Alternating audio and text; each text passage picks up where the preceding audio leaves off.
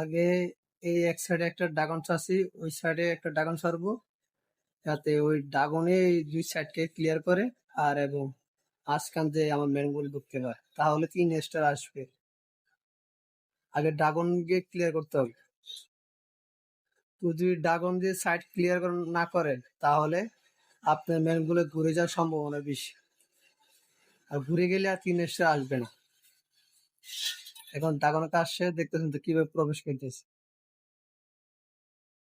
দেখতেছেন? ঘুরে গেছিল, ড্রাগনটা ক্লিয়ার করাতে চলে আসছে ভিতরে।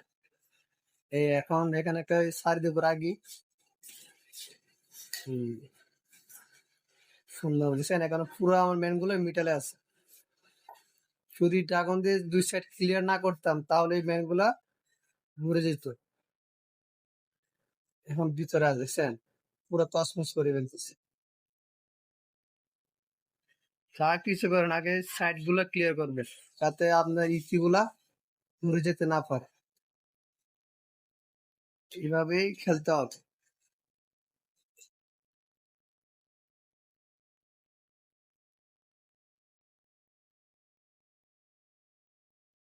এই তো শেষ।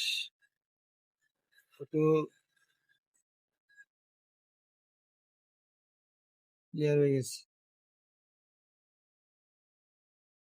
আপনারা কিরকম অ্যাটাক চান, তা আপনারা আমাকে কমেন্টে জানাবেন। ওরকম অ্যাটাকই দিব। ড্রাগন অ্যাটাক চাইলে ড্রাগন অ্যাটাক কমেন্ট করবেন, যেটা বলবেন সেটা বলবেন, যে আপনার জন্য ওই অ্যাটাকটা দেব। কমেন্টে জানাবেন কেমন হয়েছে।